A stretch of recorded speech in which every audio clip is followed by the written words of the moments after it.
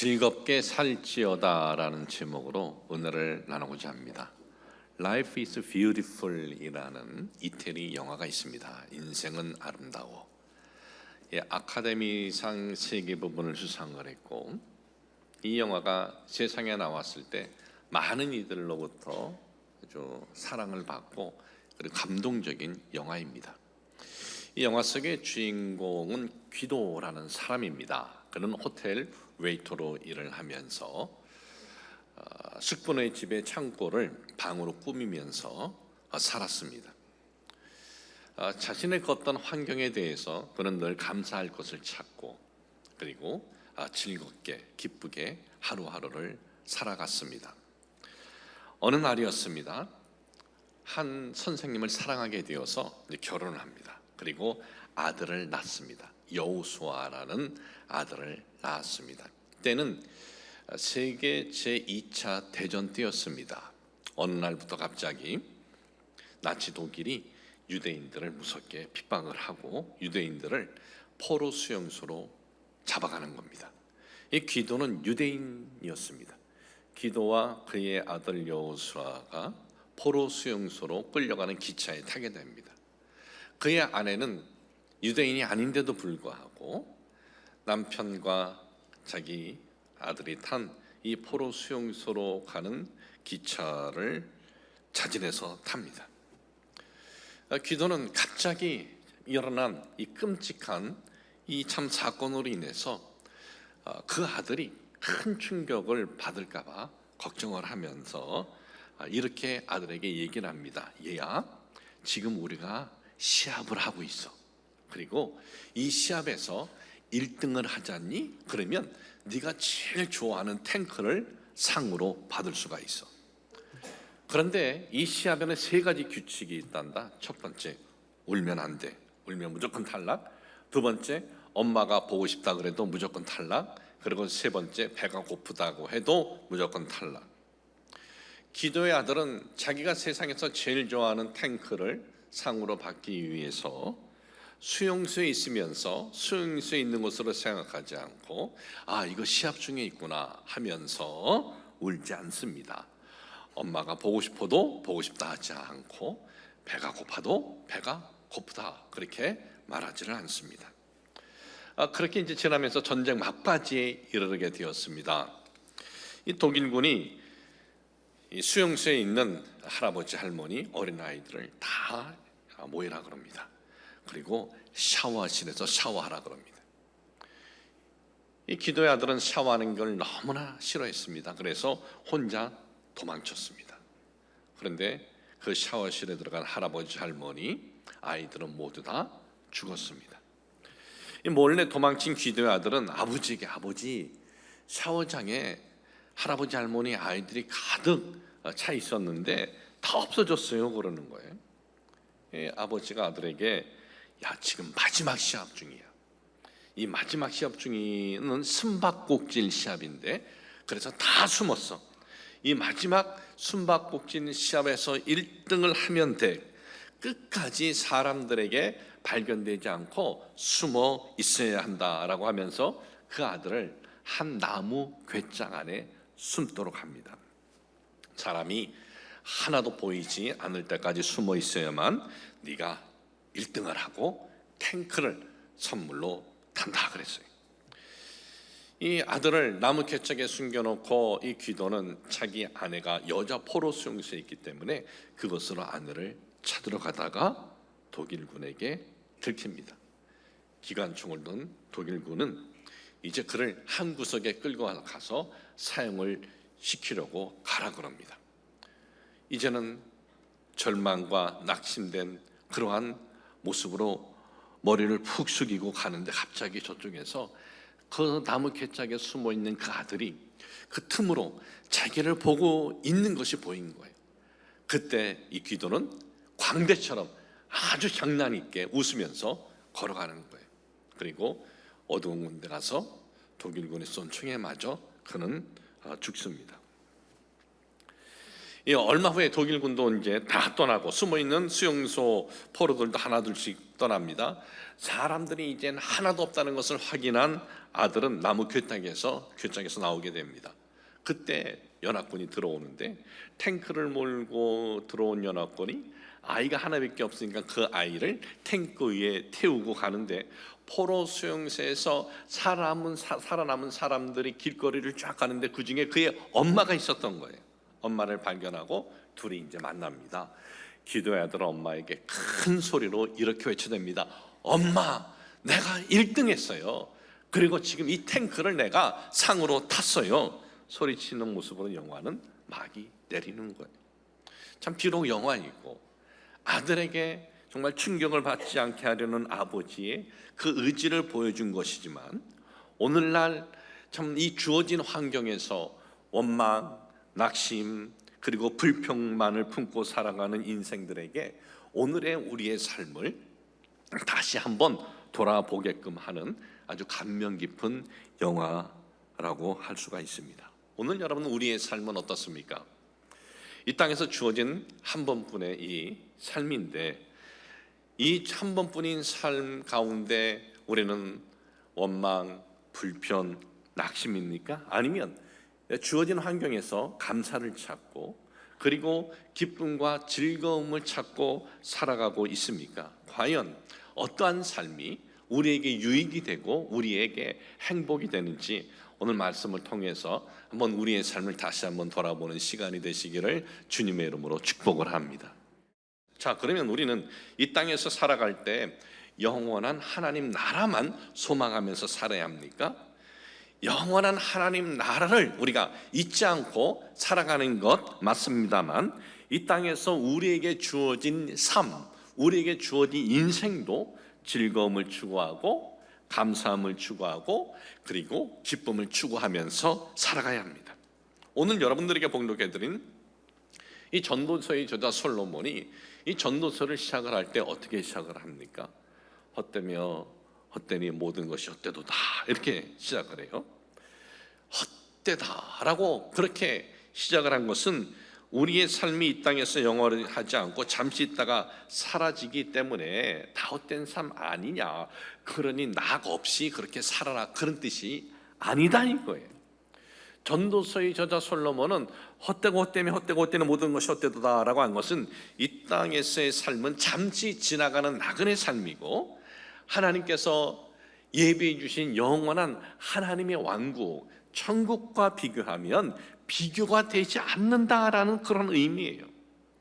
잠시 지나가는 이 땅에서 나그네의 삶, 이 땅에서 불완전한 이 환경에서 살아가는 나그네의 삶, 그런데 완전한 환경에서 영원한 천국과 이게 비교가 되겠습니까? 비교가 되지 않습니다. 그렇다고 해서 이 땅에서 우리가 살아가는 이 시간, 이 세월, 이 인생 의미 없다는 것이 아닙니다. 솔로몬은 하나님께서 우리 인생들에게 주신 이 시간을, 이 세월을 즐겁고 기쁘게 살 것을 말씀하고 있습니다. 오늘 여러분들에게 읽어드린 전도서 9장 7절에서 9절에 보면 너는 가서 기쁨으로 네 음식물을 먹고, 음식물을 먹을 때 진수 성찬일 때만 기쁨으로 먹어라가 아니에요. 음식물을 먹을 때 기쁨으로 먹어라. 즐거운 마음으로 네 포도주를 마실지어다. 또 네 의복을 항상 희게 하며 네 머리에 향기름을 그치지 아니하도록 할지니라. 또 하는 말이 뭐라 그래요? 네가 사랑하는 아내와 함께 즐겁게 살지어다 그랬어요. 비록 이 땅에서의 삶이 천국과는 비교가 안 되는 삶이라 할지라도 기쁨으로 음식을 먹어라. 이거는 평상시 우리가 일상적인 삶 아닙니까? 음식을 먹는 거. 그리고 기쁨으로 즐거움으로 포도주를 마셔라. 항상 의복에 신경을 써라. 머리에 기름을 바르라. 사랑하는 아내와 즐겁게 살지어다. 자, 기쁨으로 음식을 먹어라. 그리고 즐거움으로 포도주를 마셔라. 그리고 흰옷을 입으라는 것은 잔치집에 참여하는 기쁨의 상징이에요. 흰옷을 항상 입어라. 그리고 기름을 머리에 바르라. 역시 즐거움의 상징입니다. 읽어드린 말씀의 의미는 뭡니까? 인생을 살아갈 때 기쁘고 즐겁게 살아야 함을 거듭 계속해서 강조하고 있는 거예요. 오늘 읽어드린 본문에 보면 항상이라는 단어가 있습니다. 항상. 백골레트라는 히브리어인데 이 뜻은 뭐냐 하면 모든 순간순간을 말해요. 모든 순간순간. 그러니까 우리가 인생을 살아갈 때 내가 원하는 순간을 만날 때도 있고 내가 원하지 않는 순간을 만날 때도 있어요. 인생을 살아갈 때 내 계획대로 된 순간도 만날 때도 있고 어느 때는 내 계획이 망치는 순간도 만날 때가 있어요.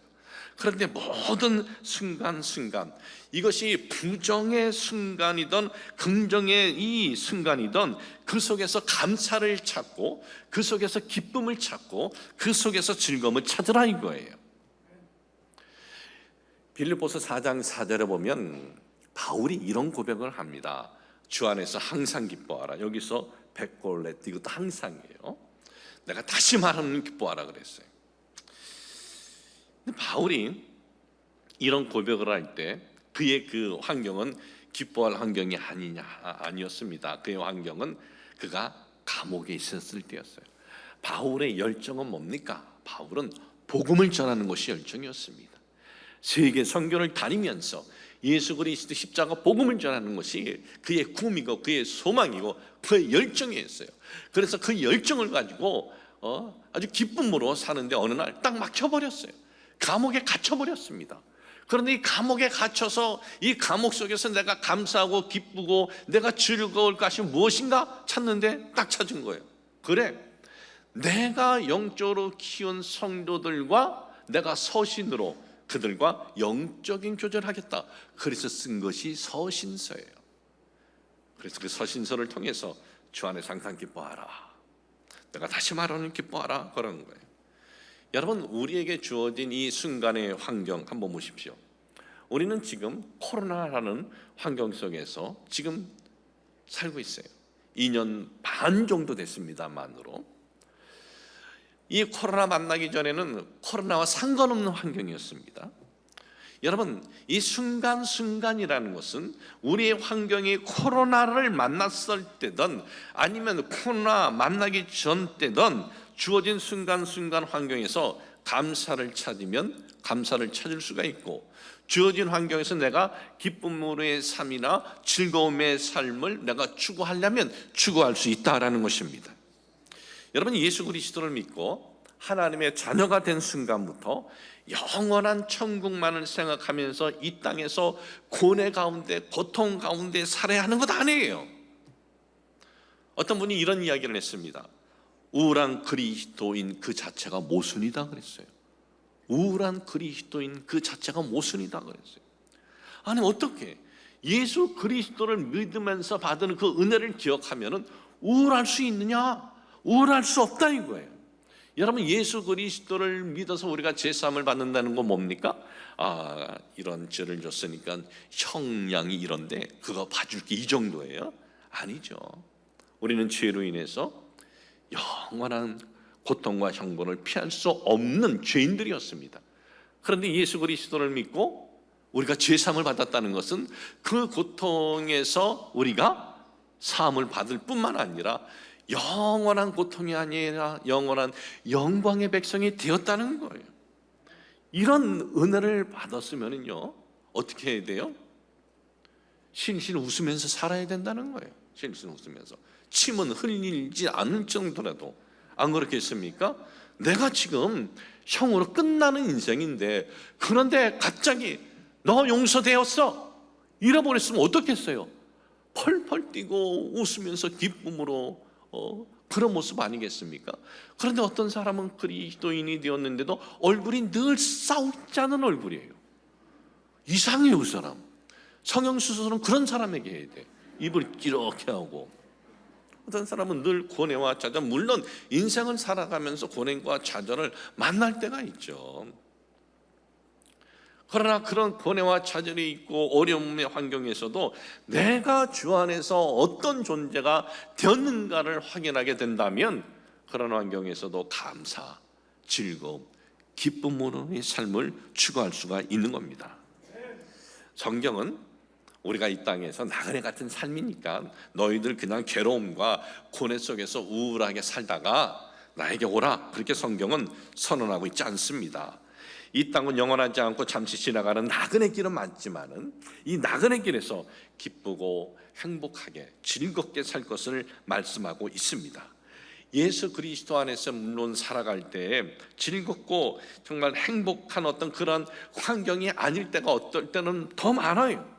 속상한 일이 없는 것 아닙니다.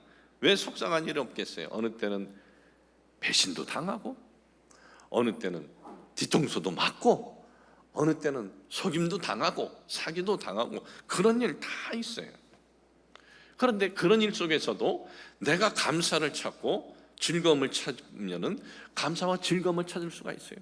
뒤통수 맞았습니까? 야 다행이다. 그래도 앞통수 안 맞았으니 살면서 어떤 억울한 일 당했을 때 그래 내가 더 큰 억울한 일 당하기 전에 미리 이거 알려준 거야.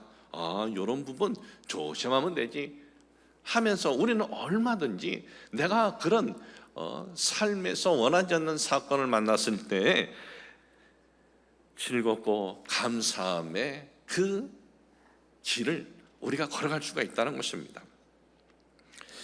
여러분, 이 인생의 기회는요 모두에게 동일하게 주어진 것인데 한 번뿐인 인생, 과연 우리가 참 어떤 삶을 추구하는 것이 우리에게 참 지혜로운 삶이고 우리에게 복된 삶이겠습니까?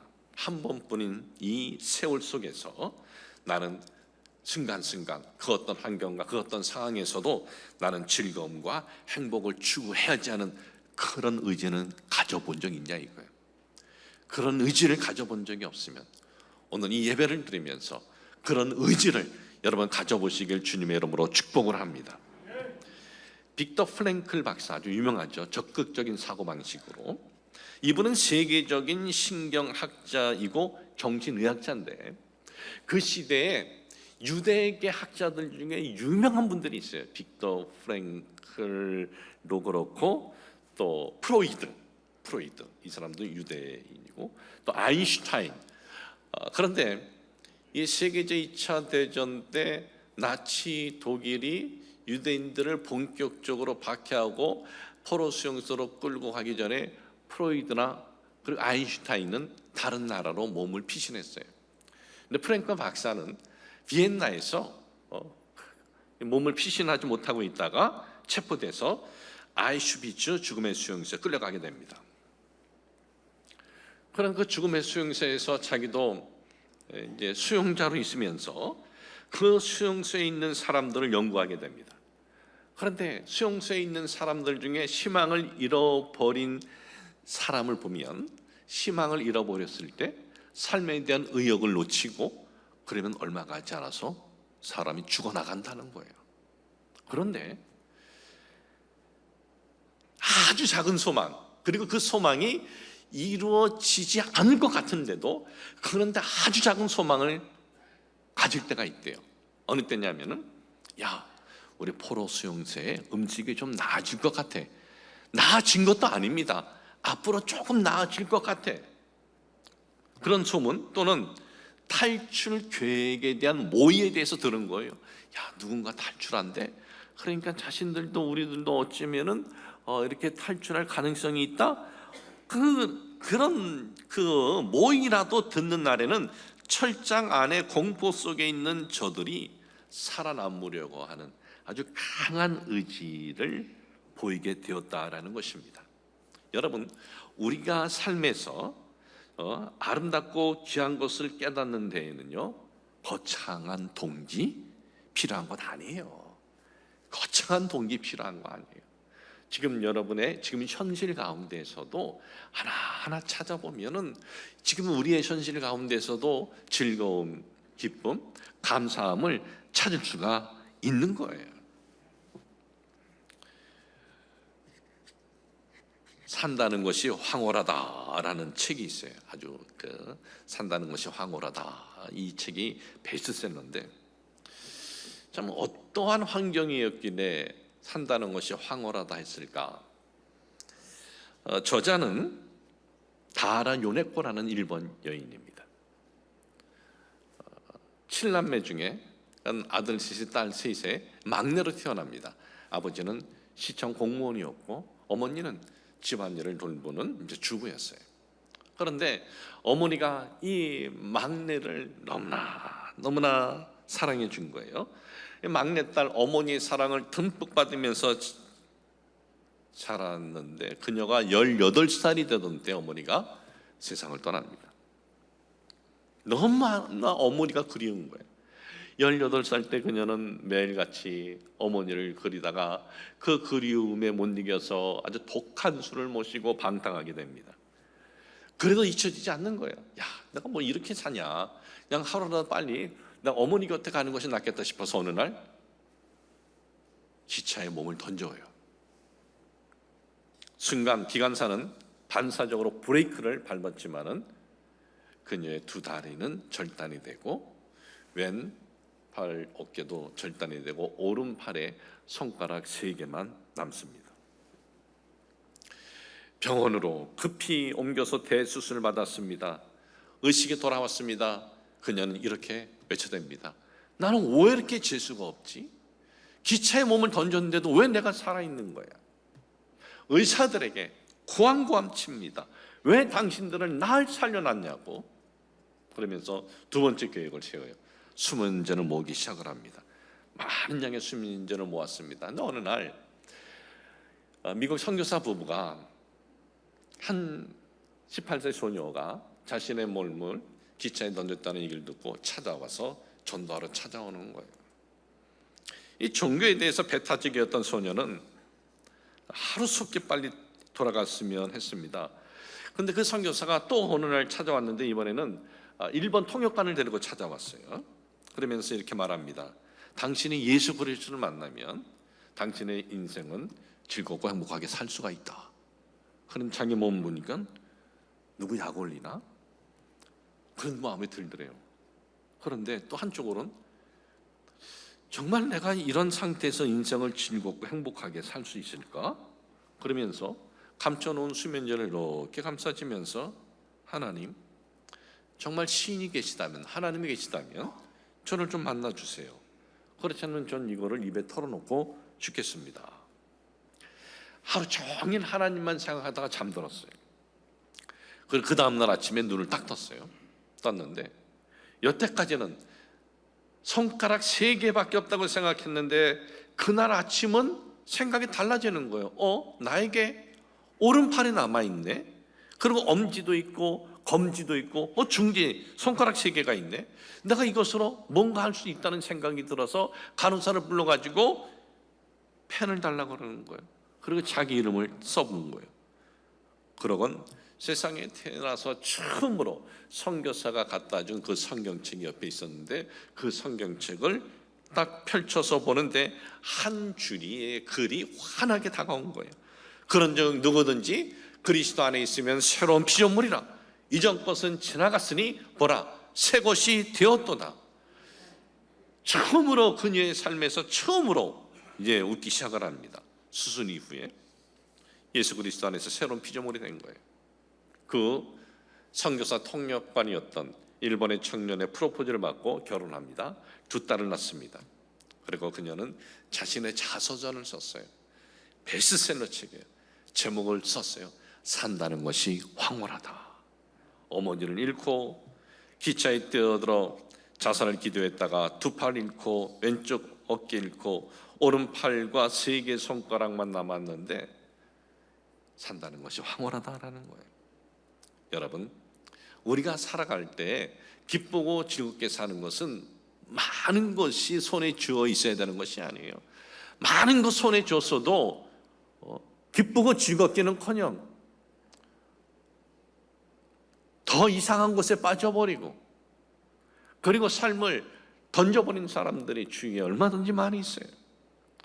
여러분, 우리가 참 인생을 살아갈 때에 이런 환경에서도 황홀하고 살 수 있다면 오늘 우리는 어떻습니까? 여러분의 주어진 그 환경에서 얼마나 내가 즐겁게 살아야지, 감사하며 살아야지, 내가 기쁨으로 살아야지, 그런 마음들을 여러분 가져본 적이 있습니까? 여러분 인생은 누구나 다 한 번이에요. 이 땅에서 한 번뿐인 인생, 감사, 즐거움, 행복하게 살려는 마음과 의지를 갖는 것이, 그것이 복된 인생이고 이것이 지혜로운 삶이라는 것을 잊지 마시기를 주님의 이름으로 축복을 합니다.